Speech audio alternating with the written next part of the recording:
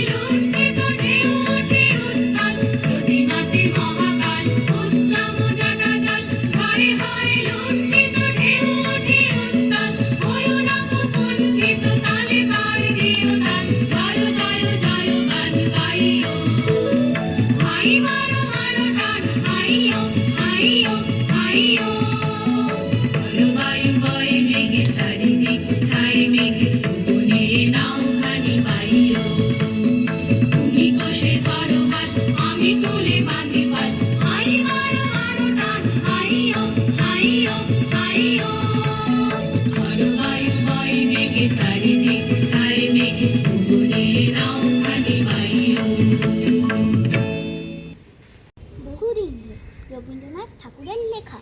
বহুদিন ধরে বহু ক্রোশ দূরে বহু ব্যয় করি বহু দেশ দেখিতে গিয়েছি পর্বতমালা, দেখিতে গিয়েছি সিন্ধু, দেখা হয় নাই চক্ষু মিলিয়া, ঘর হতে শুধু দু পা ফেলিয়া, একটি ধানের শীষের ওপর একটি শিশির বিন্দু।